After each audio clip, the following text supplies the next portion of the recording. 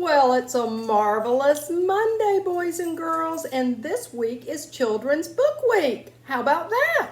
And because it's Children's Book Week, we are going to read books about books. And my first selection is Wild About Books by Judy Sierra.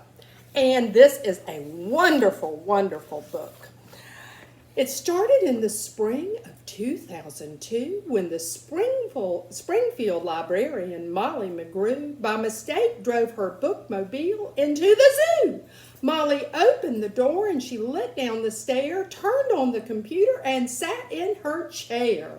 At first, all the animals watched from a distance, but Molly could conquer the strongest resistance. So the librarian went to the zoo.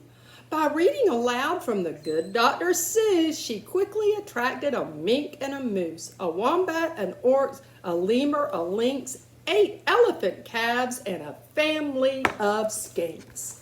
So they were all excited about books, just like Miss Hill. And you! In a flash, every beast in the zoo was stampeding to learn about this new something called reading. And we love to read.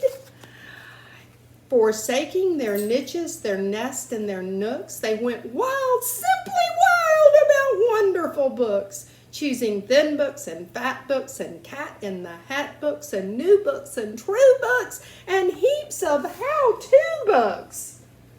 They all love to read. Giraffes wanted tall books and crickets craved small books, while geckos could only read stick-to-the-wall books. The pandas demanded more books in Chinese. Molly filled their request, always eager to please. She found waterproof books for the otter who never went swimming without Harry Potter. You may hear my little baby barking and growling in the background.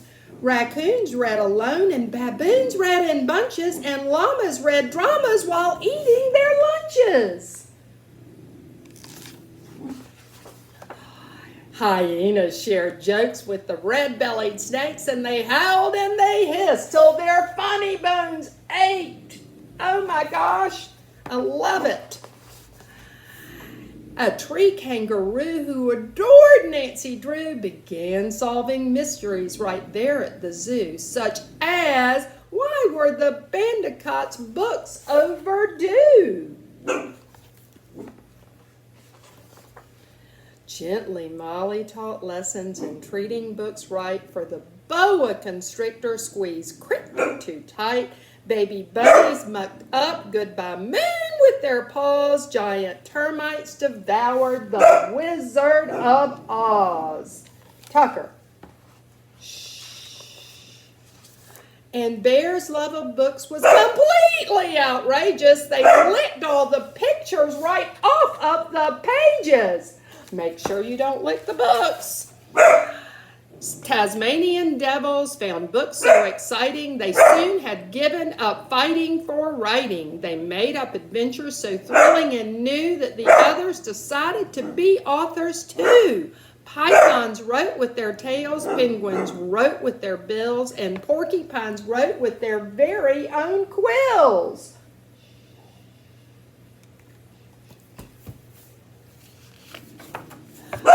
At the new insect zoo, bugs were scribbling haiku. The scorpion gave each a stinging review. So here is their haiku. That's a kind of poetry. As the cheetah's new novel began to take shape, he read chapters each night to the Barbary ate. And although the gazelle couldn't spell a word very well, like everyone else, she had stories to tell. Imagine the hero's enormous surprise when his memoir was given the Pulitzer Prize. Oh, Tucker, With so many new books, Molly knew what to do. She hired 12 beavers, a stork, and a gnu to build a branch library there at the zoo. Then the animals cried, "We can do it ourselves. We can check books out. We can put them on shelves." And they did, and they do up to this very day. 3 cheers for the Zoobrary. Hip, hip, hooray. The Zoobrary is so exciting. Isn't that exciting? When you visit the zoo now, surely you won't mind if the animals just seem a bit hard to find. They're all snug in their niches, their nests and their nooks, going wild, simply wild about wonderful books. And it is Children's Book Week, and I hope you go wild over books, and you read this week and every week. And I hope you enjoyed my friend Tucker and his contribution to our story today. Listen, y'all have a marvelous Monday, and I'll be back tomorrow morning.